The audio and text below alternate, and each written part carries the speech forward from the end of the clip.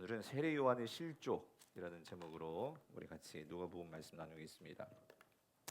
이미 읽었지만 이 누가복음 7장 오늘 본문은 이제 세례 요한에 관한 본문입니다. 세례 요한이 예수님이 진짜 메시아인가? 그러니까 예수님이 정말 하나님이 보내신 구원자인가 하는 그러니까 이 의심을 하게 된 거예요.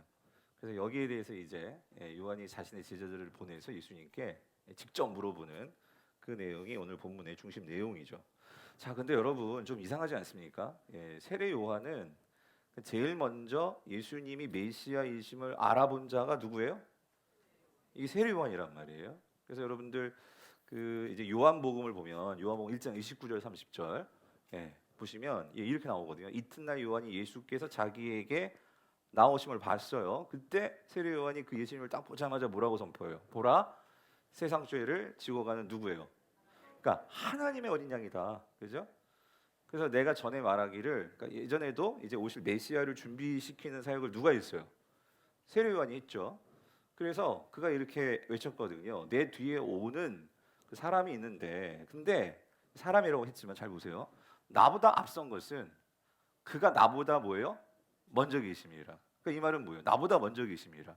근데 내 뒤에 온다. 이 말이 안 되잖아요. 그러니까 하나님이신데 인간의 몸을 입고 이렇게 오시는 거죠. 그 메시아란 말, 그게 누구다? 예수님이다. 그러니까 이거를 선포하고 그 사람들에게 예수님을 전했던 자가 누구예요? 세례 요한. 그런데 오늘 이제 누가복음에 들어와서 뭐 다른 공관복음서도 그래요.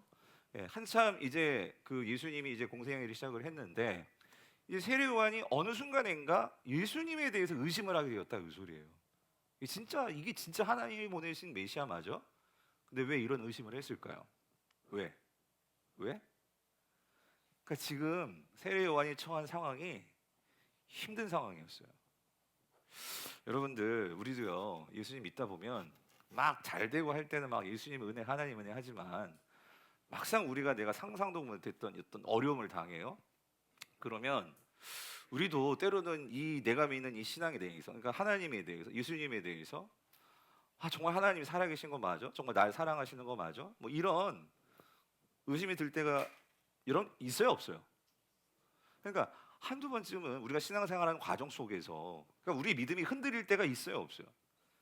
없어요. 없는 분도 계시겠지만 한두 번쯤은 이런 일들 이런 경험들 있지 않을까? 자, 근데 여러분 근데 세례 요한이잖아요. 세례 요한. 그래도 적어도. 근데 세례 요한이 왜 이런 상황이냐? 그러니까 여러분 지난 새벽에도 말씀드렸지만 지금 세례 요한이 어디에 갇혀 있어요? 감옥에 갇혀 있어요. 왜 그러냐면 자 누가복음 3장 우리 19절 20절을 볼게요. 우리 같이 한번 읽어볼게요. 시작. 분봉왕 헤롯은 그의 동생의 아내 헤로디아의 일과 또 자기가 행한 모든 악한 일로 말미암아서 누구의 책망을 받고 이 세례 요한이 책망을 한 거예요. 이 헤롯 왕을. 그랬죠?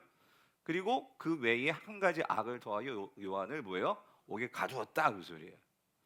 자, 근데 마침 여기 나왔으니까 여러분이 그 복음서를 읽다 보면 우리가 조금 배경을 알 지식이 필요해요. 여기 보면 분봉왕 헤롯이라고 했잖아요. 여러분 이 헤롯이 예수님 태어날 때 그 예수님 막 그 어린 아기를 죽였던 헤롯일까요? 제가 이렇게 질문할 때는 아니니까 질문하겠죠? 아닙니다. 근데 여기 헤롯 이렇게 나온단 말이에요. 그래서 여러분들이 복음서를 보면 많은 헤롯이 나와요. 그게 다 똑같은 헤롯이 아니에요. 그래서 여기 보면 분봉왕 그랬잖아요. 분봉왕. 이건 분봉왕은 뭐예요? 분봉왕. 그래서 분봉왕은 그러니까 우리가 예수님이 태어날 때 그 동방박사들 찾아오고 막 그래가지고 아기가 어디 태어났어 막 찾는 그 헤롯 있잖아요. 그거를 이제 역사에서는 그 헤롯 대제라고 해요. 그러니까 첫 번째 헤롯이라고 쉽게 생각하면 그렇게 생각하시면 돼요. 그 헤롯이 있고 그 헤롯이 이제 아들들을 낳아요. 자, 다음 사진 한번 보여주실래요? 그러니까 이거 한번 보시고 한번 나왔으니까 설명을 드리는 거예요. 잘 보이는지 모르겠지만, 그러니까 여기 보시면 이 헤롯 대왕, 이 헤롯 대왕이 그 예수님 태어날 당시에 이제 그 유대를 다스리던 왕이에요. 근데 그 헤롯 대왕이 아내가 이게 4명이 있었어요. 그래가지고 그 4명들을 통해서 이제 아들들을 낳아요. 아들들을 낳는데 로마가 헤롯 대제가 이제 죽고 나서요. 그 작은 땅덩어리인데도 불구하고 그 유대 땅을요. 우리나라로 말하면 경기도, 강원도, 전라도 그런 식으로 나눴어요. 나눠가지고 각 도마다 그러니까 작은 왕을 둔 거예요. 그러니까 권력을 한 왕에게 집중하지 않고 분산시켰어요. 로마가. 그래가지고 그래서 여기 보시면 자, 이 헤롯 대왕이 자, 이 말타케라는 이 여자는 그 사마리아 출신의 그 여자예요. 이 여자와 결혼해서 헤롯 안티파스와 아켈라오라는 아들들을 낳았어요. 오늘 이제 본문에 나오는 그 헤롯 분봉한 헤롯 그게 누구냐면 요 안티파스예요. 요 안티파스. 예, 요 안티파스인데 그런데 이제 오늘 본문에서 보면 이 헤롯 왕 그 헤롯이 그의 동생 아내 헤로디아의 일 그랬잖아요. 이게 뭐냐면 이 안티파스가 그 동생의 헤롯 빌립이에요. 이게 빌립 1세예요. 근데 여러분들이 누가복음 3장에 보면 거기 또 빌립 헤롯 빌립이 나오거든요. 헤롯 빌립이 두 명이 있었어요. 요게 헤롯 빌립 1세고 미리암네 2세에서 나온 아들. 그다음에 클레오파트라. 근데 이 클레오파트라는 우리가 예전에 그 이집트 클레오파트라가 아니라 유대인 클레오파트라예요. 예. 이 클레오파트라도 헤롯 빌립 2세예요. 이름이 똑같죠? 헷갈리면 안 돼요. 어쨌든 자, 요 빌립의 아내가 헤로디아예요. 쉽게 말하면 이 안티파스가 이미 아내가 있었어요. 근데 자기의 물론 이복 동생이죠. 이 헤롯의 아내와 바람이 난 거예요. 그래가지고 결국 어떻게 하냐면 이 동생의 아내를 뺏어가요. 그래서 자기의 본처는 이혼하고 그리고 동생의 아내를 자기가 취해가지고 결혼을 합니다. 이거에 대해서 요한이 뭐예요? 어떻게 그럴 수 있냐? 너 잘못한 거다라고 이제 거기서 지적을 한 거예요.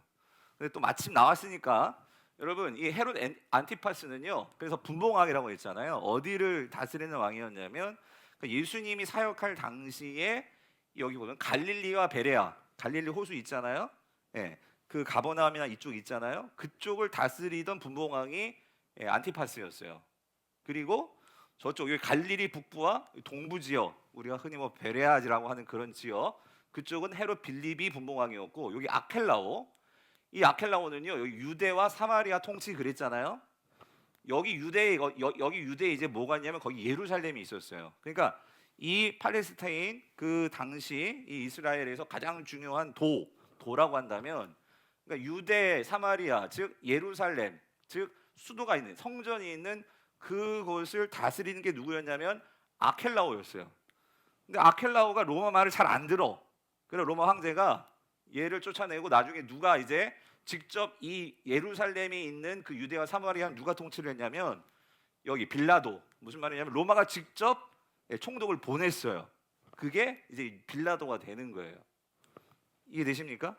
예, 이게 이제 당시 우리가 복음서를 읽는 그 배경이에요. 자, 근데 중요한 거 이제 오늘 본문에서는 요 사건이다. 요 사건. 헤롯 안티파스가 불륜을 저질렀는데 그거를 세례 요한이 뭐예요? 어떻게 왕이 그 이스라엘 백성들의 리더인데 모범을 보여야 되는데 어떻게 그럴 수 있냐? 회개하라 하고 그걸 지적을 했는데 네가 뭔데 해가지고 어떻게 세례 요한을 어디다 가뒀어? 감옥에 가뒀다 그 소리예요. 그래서 세례 요한이 지금 감옥에 갇혀 있는 상황인데 자, 근데 나중에 결국 어떻게 됩니까? 세례 요한은요 그 사건 때문에 근데 여기서 이 헤롯 빌립이 자 그렇게 이제 아내 빼앗기고 근데 그 헤로디아가 딸이 있었는데 그게 살로메거든요. 살로메. 네, 이 살로메를 통해 가지고 이 헤롯 안티파스를 살살 이렇게 그 이 헤로디아의 딸이 유혹해 가지고 결국은 세례 요한을 이제 참수형을 시키죠.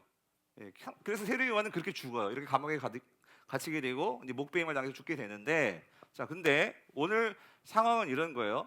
그렇게 감옥에 있는 세례 요한이 생각을 해보니까 뭐냐면 자기는 하나님의 선지자로서 그 악에 대해서 거기에 대해서 분명히 잘못됐다라고 말을 했잖아요. 자 그랬으면 자 보세요. 지금 자기가 누가 오셨음을 분명하게 그 선포했죠. 예수님이 오셨으면. 근데 예수님이 누구예요? 메시아잖아요. 하나님이 보내시는 메시아. 자 근데 여러분 그 당시 자, 이 세례 요한이 무슨 생각이 있었냐면 세례 요한은요 이런 거예요. 자, 오늘 질문을 다시 한번 볼게요. 오늘 질문 19절을 보면 자 보세요. 이렇게 얘기하죠. 요한이 그 제자 중 둘을 불러 주께 보내어 이르되 오실 그 이가 당신이 오리이까 우리가 다른 이를 기다리오리이까 이 질문을 한 거예요. 그러니까 왜 이 질문을 했냐면 이런 거죠. 세례 요한은요 뭘 믿고 있었냐면, 그러니까 메시아가 오시면, 그러니까 구약이 예언한, 하나님이 예언하신 그 메시아가 오시면 결국 그 메시아가 뭐를 하죠? 이 세상을 뭐예요? 심판하실 거예요.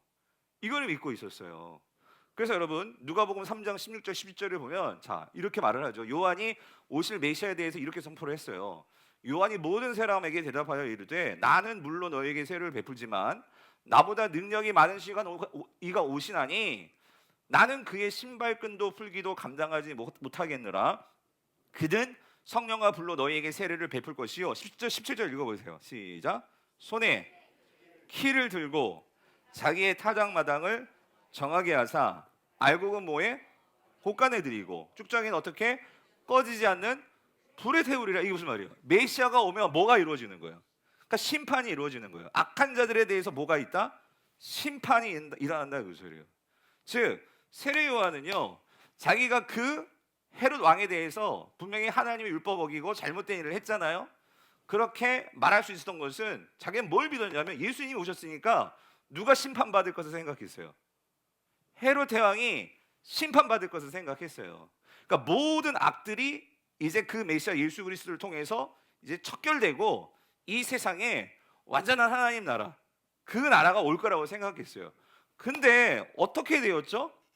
예수님이 오셨는데, 메시아가 왔는데 예수님이요 어떤 면에서는 놀라운 기적들을 행하셨어요.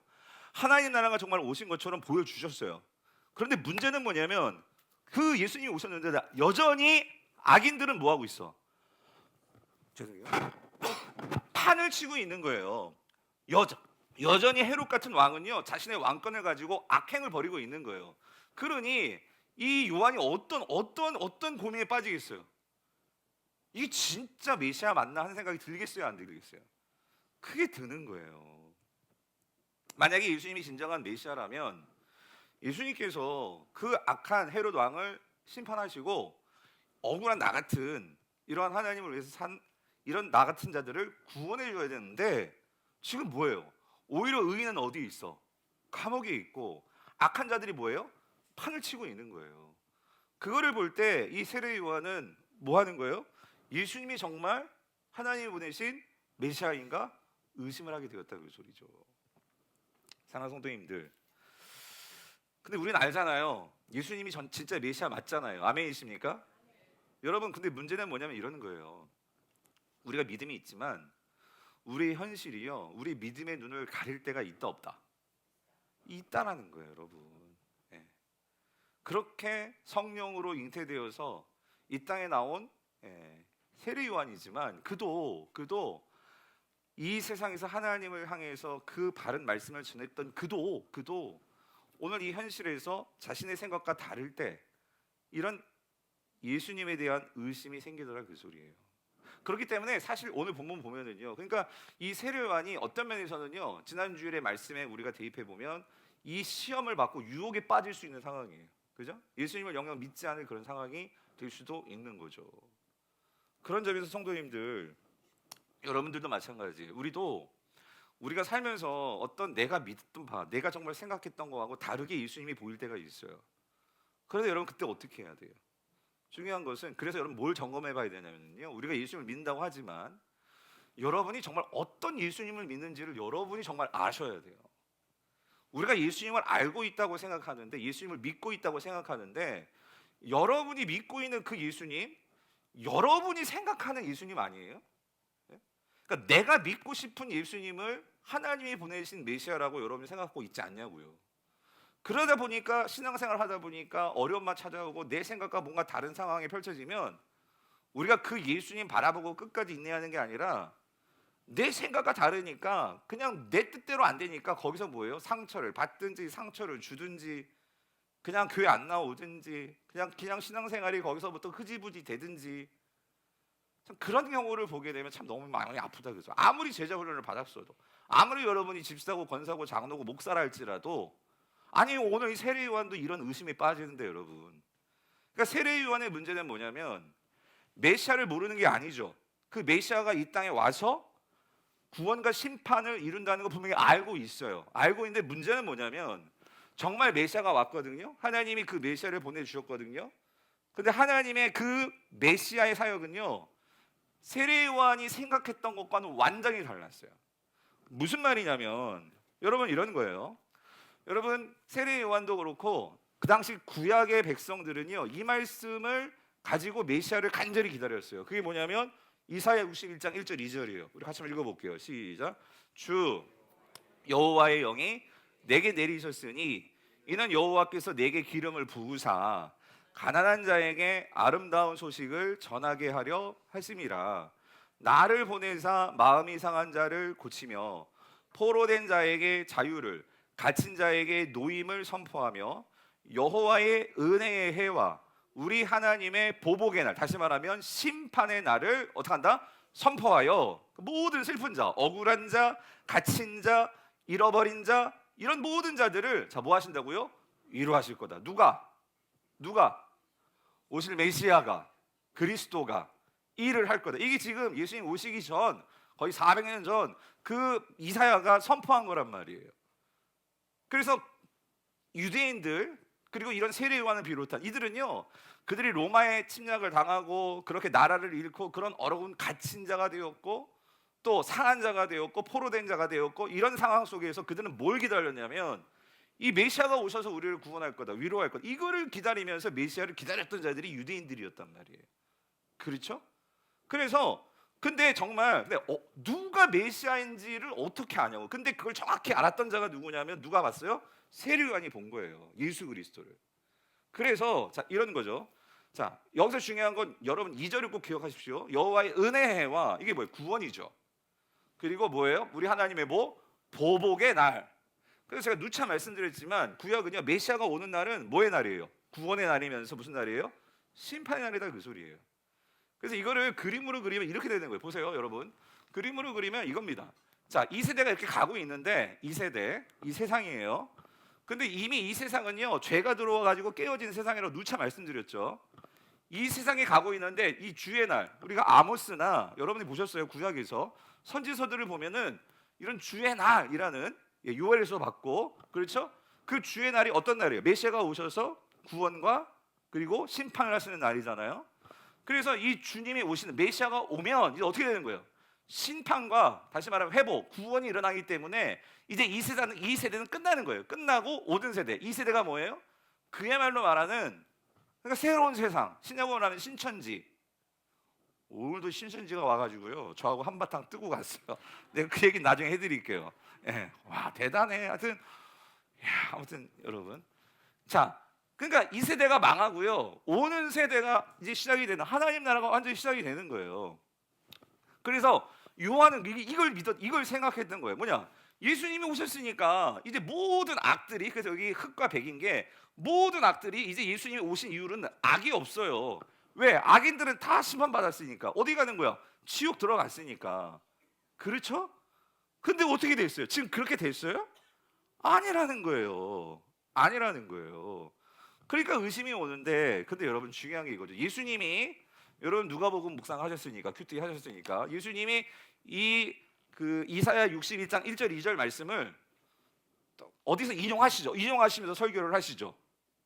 그렇죠? 이 말씀을 가지고 와서 예수님이 내가 누군지 정체를 밝히시잖아요. 어디에서? 예수님의 고향이었던 태어나고 사셨던 나사렛 회당에서. 그래서 학자들은 그 예수님의 취임 연설을 취임 설교라고 하는데 그 4장에 나오잖아요. 거기에서 예수님께서 내가 누구인지를 이제 설교하시면서 이 이사야 말씀을 인용해서 설교를 하세요. 자, 누가복음 4장 18절 19절. 거기서 앞에 조금 생략하고 중요한 대목만 이렇게 말씀하시죠. 같이 읽어볼게요. 시작. 주의 성령이 내게 임하셨으니 이는 가난한 자에게 복음을 전하게 하시려고 내게 기름을 부으시고 나를 보내사 포로된 자에게 자유를, 눈먼 자에게 닭의 보시게 함을 전파하며 눌린 자를 자유롭게 하고 주의 은혜의 해를 뭐예요? 전파하게 하시며 하였더라. 이거 아까 봤죠? 어디서 봤어요? 이사야 61장 1절이죠. 여러분 신천지하고 싸우려면요 성경을 정확하게 어딘지를 알고 있어야 돼요. 여러분. 예? 어디 몇 장 적어도 몇 절까지는 몰라도 이사야 어느 쯤에서 나왔다는 거 알고 있어야 된다고요. 아시겠어요 여러분? 예. 이사야 61장에서 봤단 말이에요. 1절이죠. 맞죠? 그 말씀을 이용하셨잖아요. 자, 근데 여러분 중요한 게 있어요. 예수님께서 이사야서를 가지고 와서 그러니까 이 메시아가 뭘 하느냐? 여러분 메시아는 이런 일 하는 거예요. 뭐예요? 복음을 전파하죠. 그죠? 가난한 자들에게. 그죠? 이 세상에서 정말 심령의 가난한 자들이 천국이 저희 것임이라고 하나님 나라를 선포해 주시죠. 특히 죄인들에게 뿐만 아니라 갇힌 자들, 눈먼 자들 이런 자들을 회복시켜 주고 자유하게 하시는, 억눌렸던 자들을 자유하게 해 주시는, 그러니까 죄로부터 사로잡혀 있는 그러한 억눌린 자들을 자유케 하시는 거 누가 하시는 거예요? 예수님께서 그 일을 하시잖아요. 그렇게 하는 것이 곧 뭐다? 하나님 나라 너희 가운데 뭐 한 거예요? 임했다. 그거를 보여주는 사역을 예수님께서 보여주셨잖아요. 하셨잖아요. 그죠?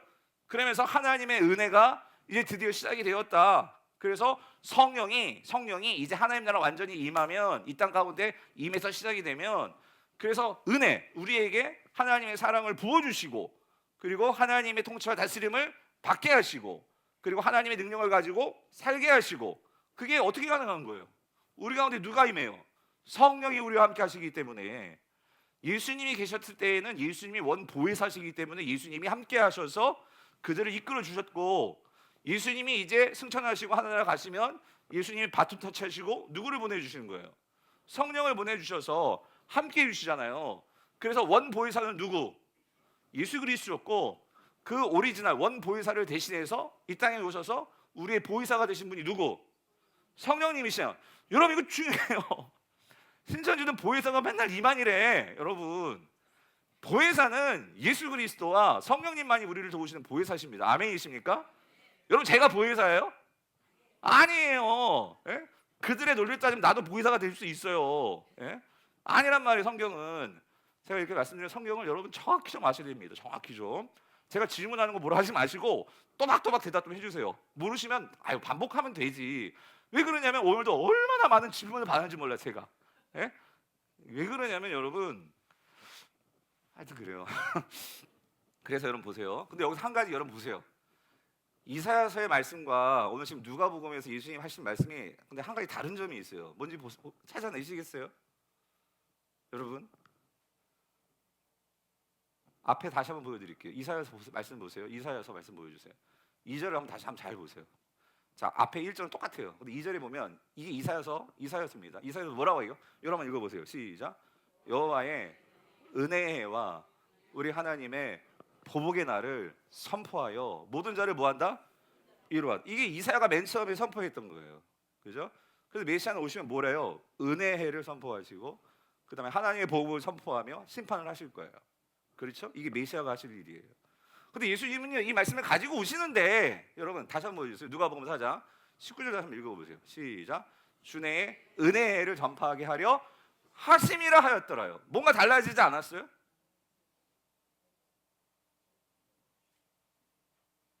달라졌어요? 안 달라졌어요? 에? 달라졌어요? 뭐가 달라졌니 은우야? 뭐가 없어? 위로? 좀 크게 봐봐. 조금만 더. 여러분 뭐가 없어졌어요? 보복이 없어졌어요. 다 이해하셨죠? 보복이 없어졌잖아요. 이사야서는 분명히 메시아가 오면 뭐가 있어야 돼요? 뭐가 있어야 돼? 은혜가 있어야 되고 그다음 뭐가 있어야 돼요? 보복이 있어야 돼. 심판이 있어야 돼. 근데 예수님은요 여기서 뭘 의도적으로 빼셨냐면 보복을 빼셨어요. 심판을 빼셨어요. 이 말은 무슨 의미가 있을까요? 여러분 이거를 이해하는 게 중요한 거예요. 여러분 이걸 생각하셔야 돼요. 예수님은 메시아로 이 땅에 오셨단 말이에요. 그렇죠?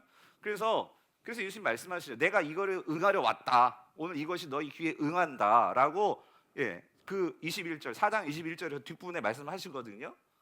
그런데 응하긴 응하는데 그런데 예수님께서 이 땅에 오셨을 때에는 이것이 다 응하는데 한 가지는 이 땅에 응하지 않은 게 있어요. 그게 뭐냐면 보복이죠. 심판이죠. 예수님이 오셔서 뭐를 행하지 않으셨죠? 이 세상에 대해서 심판은 행하지 않으셨어요. 그렇죠? 만약에 예수님께서 그래서 여러분 그림을 보세요. 이런 거예요. 그 다음 지도 보여주세요. 사진. 예수님이 아까 보셨는데 구약 예수님 보세요.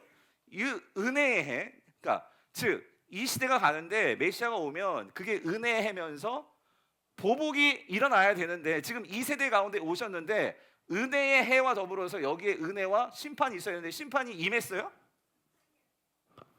안 임했죠. 왜 그러면 심판이 안 임한 거예요?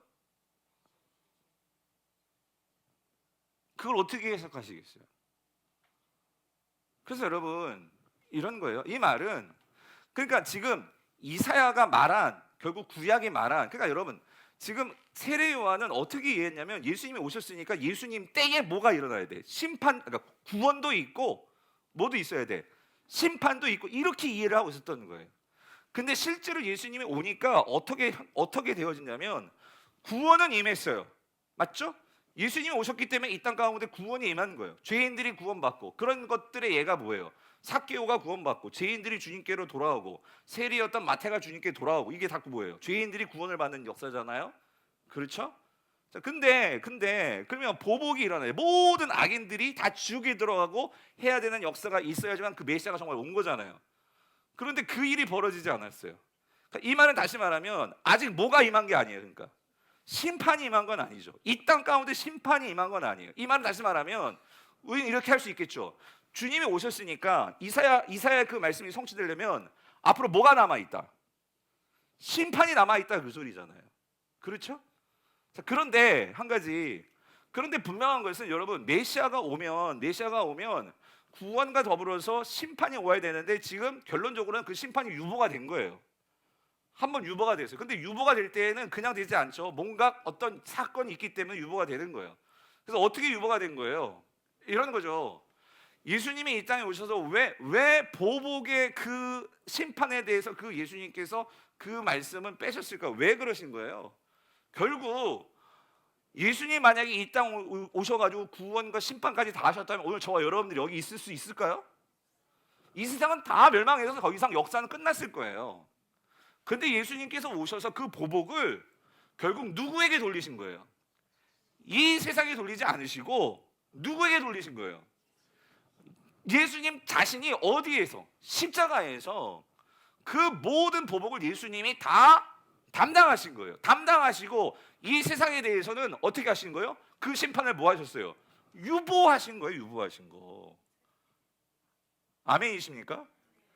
그러므로 예수님께서 십자가에 죽으심으로 예수님께서 뭐라고 말씀하셨습니까? 결국 그 예수 그리스도를 믿는 자들에겐 구원이 임하는 것이고 그리고 그 예수님을 믿지 않는 자들에게는 지금 그들에게 뭐가 기다리고 있는 거예요? 심판이 기다리고 있는 거예요. 그러면서 이 땅의 시간은요 오늘 성도들에게는 그 하나님의 은혜 하나님의 구원받았으면 우리 알기에 우리는요 그 예수님이 다시 오실 거잖아요. 아멘이십니까? 그래서 우리는요 그 영원한 날을 바라보면서 우리는 지금 이 땅에서 살지만 우리는 이 세대의 백성이지만 그러나 여러분 우리는 이 세대에 만족하는 자들이 아니라 그 오는 세대 하나님께서 우리에게 주실 영원한 하나님 나라가 이미 시작이 된 거예요. 왜? 지금 그 하나님의 은혜가 시작이 되었고 보복이 올 거기 때문에 우리는 이미 하나님 나라의 백성들로서 오실 그 나라 속에서 지금 살아가고 있는 거예요. 아멘이십니까? 왜냐하면 예수님이 이 땅에 오셔서 그 하나님 나라가 정말 있다는 것을 보여주셨잖아요. 아멘이시죠? 그렇다면 여러분 이거 대단한 거 아니에요? 예수님께서 이 땅에 오셔가지고 실제적으로 하나님 나라를 가지고 오셔가지고 그 하나님 나라의 삶을 사는 것이 무엇인지를 직접 보여주셨기 때문에 그거를 믿는 자들은 결국 주님을 따라가는 삶을 사는 거예요. 그랬을 때 그 삶만이 우리의 삶을 영원하도록 영원한 삶으로 인도해 주시는 그것이 진정 가치 있고 의미 있는 삶이란 말이에요. 아멘이시죠? 이거를 정말 깨달은 자들은 우리의 삶의 뿌리와 우리의 삶의 가치와 우리의 삶의 목적을 여러분 썩어 없어진 이 세대에 두겠습니까? 절대 아니죠. 우리의 하나밖에 없는 우리의 그 나의 삶의 가치와 나의 소중한 것들을 여러분 어디다 쌓아놓고 살겠어요? 이 세대겠어요? 오는 세대 아니겠어요? 그게 말하는 성경의 우리의 신앙의 선배들 그리고 사도 바울 그들이 말하고 있는 우리의 삶의 가치와 목적이 어디 있느냐는 거예요. 거기에 두고 살지 않겠습니까? 그렇기 때문에 여러분 로마서를 보세요. 로마서를 보면 로마서에서 뭐라고 말씀하시느냐? 로마서 2장 5절을 보면 이렇게 말씀하십니다. 같이 읽어볼게요. 시작. 네 고집과 회개하지 않는 마음을 따라 진노의 날 곧 하나님의 의로운 심판이 나타나는 그날에 임할 진노를 뭐예요? 내게 싼도다. 이 소리예요. 뭐냐면 이 땅을 지금 살아가는데 그 하나님의 보복의 날이 지금 우리는요 예수님이 대신 그 십자가에서 보복을 먼저 받아주셨기 때문에 우리는 지금 이렇게 이 땅에서요 하나님의 그 나라를 믿고 그 주님을 기다리면서 이 세상을 살아갈 수 있는 자들이 된 거예요. 아멘이십니까?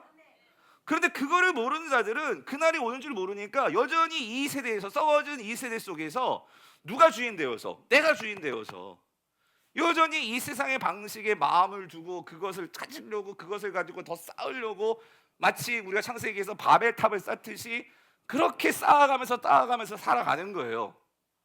근데 여러분, 그걸 우리는 알잖아요. 그거는 결국 뭘 쌓는 거예요? 하나님의 이 말, 진노를 뭐 하고 있는 거예요? 쌓고 살아가고 있는 거예요. 그러면 성도님들, 이렇게 한번 지금 질문해 볼게요.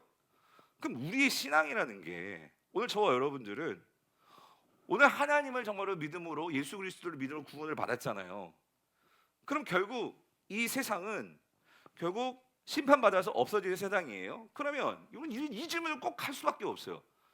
그럼 우리가 이 세상에서 예수 그리스도를 믿고 살아가는 우리로서, 여러분이 그리스도인이라면 그럼 여러분이 이 땅에서 살아가는 이유와 목적이 뭡니까?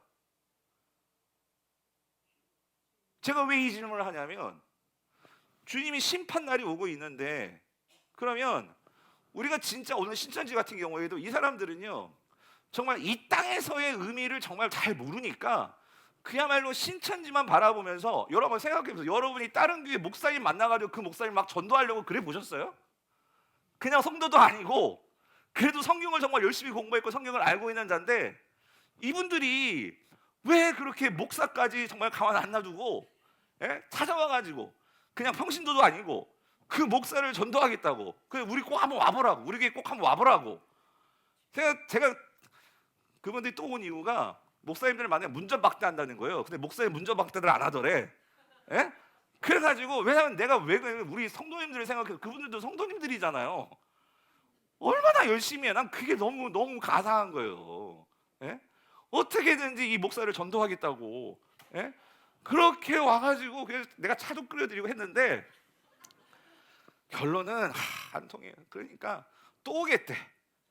그래가지고 하여튼 여러분, 사랑하는 성도님들, 중요한 건 이거예요. 다시 이 질문했어요. 여러분들이 많은 경우에 그리스도인들이, 여러분, 우리가 지금 신앙생활하는 목적이 천국 가기 위해서입니까? 여러분, 천국 가기 위해서요? 그러니까 여러분 보세요. 세례 요한은 어떤 면에서는요, 그러니까 이거예요. 왜 그토록 메시아를 선포하고 메시아에 대해서 그 많은 사람들이 그에게 나왔을 때 막 회개의 세례를 막 하게 하고, 왜 그랬을까요? 그들은 이 사실을 몰랐어요. 뭐냐면, 예수님이 오시지만 심판은 바로 임하는 게 아니고요, 하나님께서 이 세상을 살아가시기 때문에 조금이라도 더 주님은 뭐예요? 많은 사람들이 누구에로 돌아오기를 원해요? 예수님께, 하나님께로 돌아오기를 원하시는 게 아버지의 마음이에요. 여러분, 우리가 그거를 구약만 봐도 알 수 있어요. 구약에서 여러분, 그 하나님의 백성이라는 이스라엘이 그렇게 범죄하고 우상 섬기고 할 때 하나님은 너희들 심판한다 하셨지만, 하나님이요, 그들 한 번에 내리치셨습니까? 우리가 호세아를 보든지 여러분이 예레미야를 보든지 여러분이 보시더라도 아시겠지만, 그렇게 이스라엘 백성들이 하나님 믿겠습니다 하고서도 등 돌리고 그들이 배반할 때, 하나님 그때마다 선지자 보내가지고 정신 차려 이 친구들을 하면서 돌아와라 그렇게 외쳤던 게 누구예요? 하나님이시잖아요.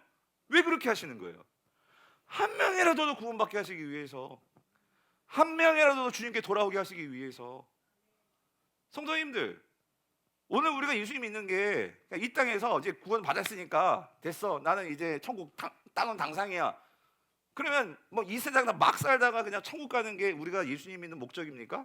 그럼 말이 안 되잖아요. 그럼 여러분, 왜 예수님께서 저와 여러분들을 구원하셔서 아직까지 이 강북의 성도로 남아 있게 하시고, 왜 우리를 그리스도인으로 삼으신 거예요? 왜 그런 거예요? 뭘 위해서? 여기 주어졌지만 여기 뒤에 있는 복음을 전파하기 위해서요. 여러분, 오늘 우리는요, 그 날이 올 것을 믿는 사람들입니다. 아멘이십니까? 그러면 여러분들, 우리 젊은 세대들도 그렇고, 여러분들이 공부하는 거, 돈 버는 거, 우리가 살아가는 그런 모든 목적에 있어서요, 우리 사는 이유는요, 딴 거 없어요.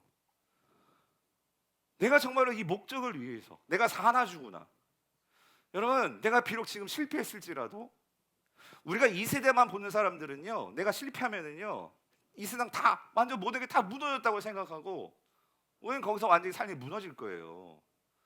그런데 여러분, 내가 병들었어요?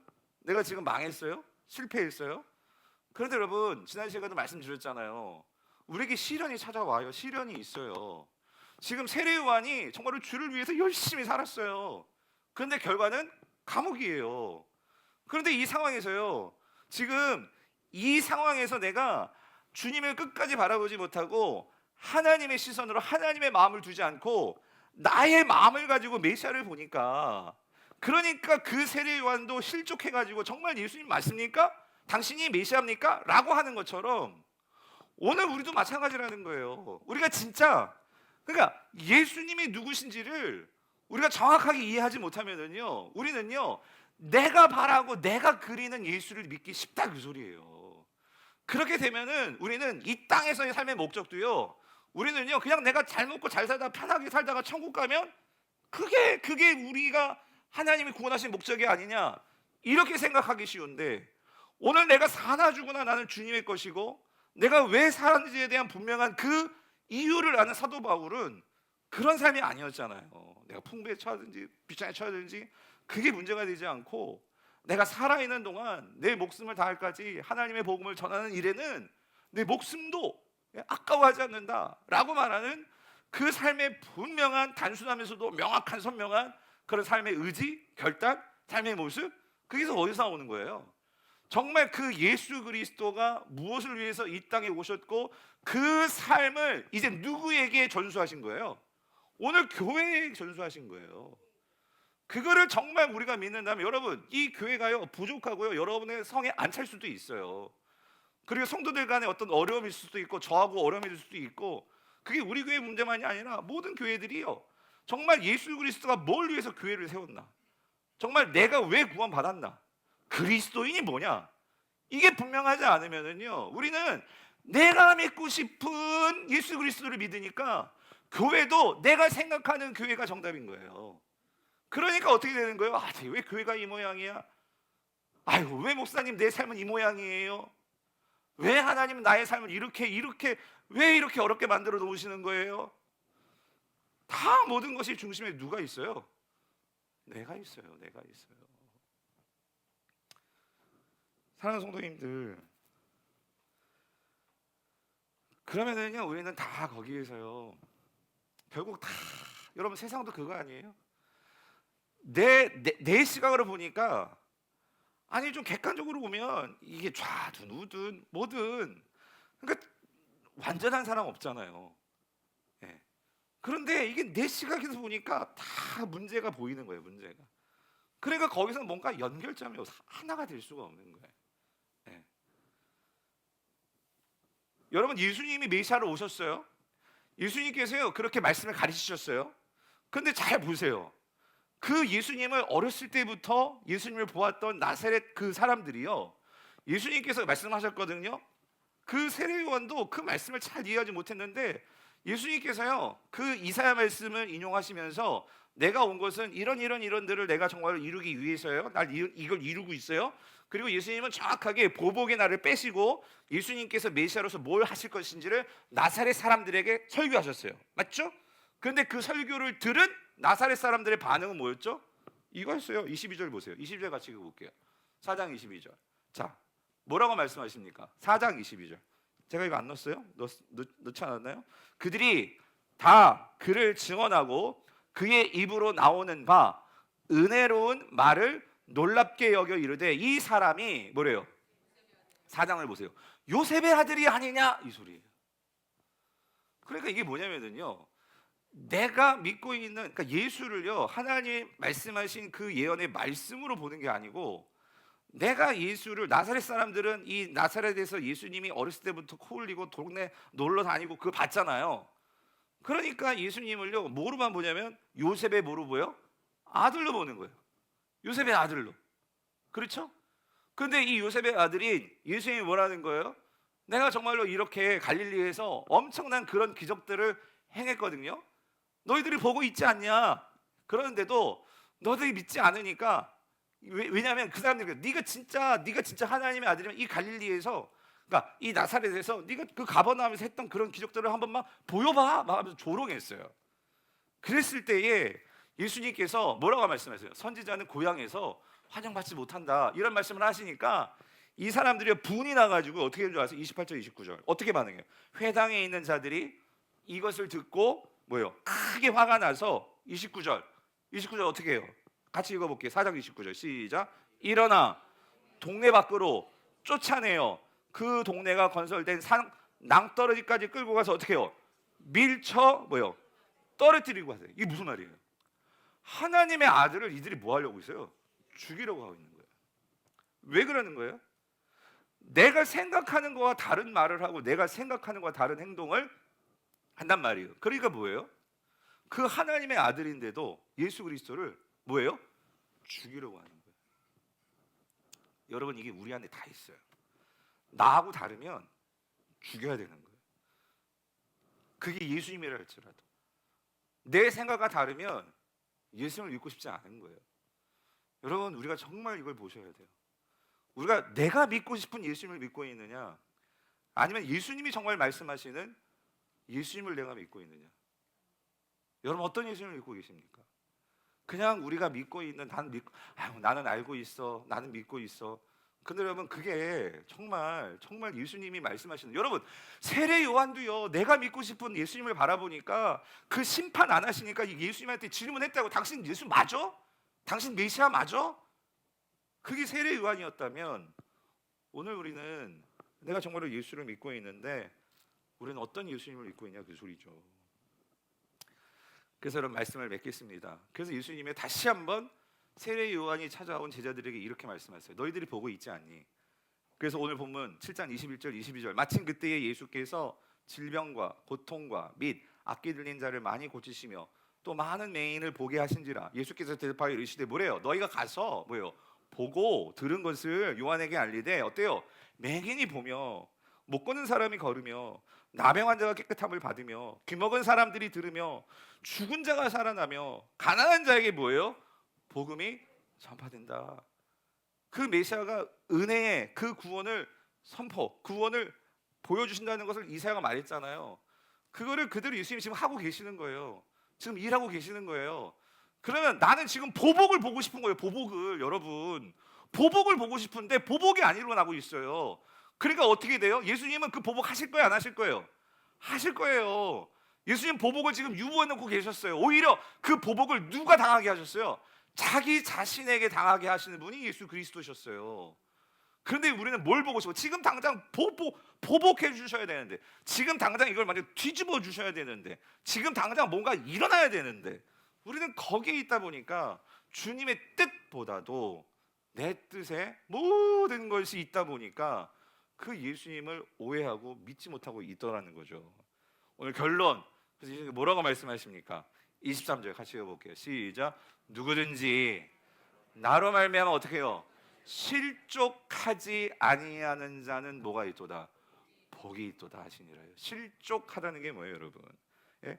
걸려 넘어지지 않는 거. 여러분 예수님은요 우리의 걸림돌이 아니라 디딤돌입니다. 내 생각을 뛰어넘기 위해서는요 예수님을 정말 나의 반석으로 삼아서 그 반석에 나의 생각과 나의 뜻과 모든 것들을 올려놔야지만 우리는 그 예수님을 디딤돌 삼아서 우리의 모든 시련과 어려움과 역경과 환난을 뛰어넘을 수가 있는 거예요. 그 반석이 없고서는요 여러분 우리는 우리의 시련을 넘을 수가 없어요. 바라기는 오늘 그 예수 그리스도를 나의 삶의 반석으로 삼으시고 거침돌이 아니라 여러분 걸림돌이 아니라 여러분 디딤돌로 그 반석에 여러분 삶을 두시고 여러분의 모든 의심과 시험과 역경들을 잘 딛고 넘어가시는 저 여러분 될 수 있기를 여러분 축원합니다. 오늘 말씀을 생각하면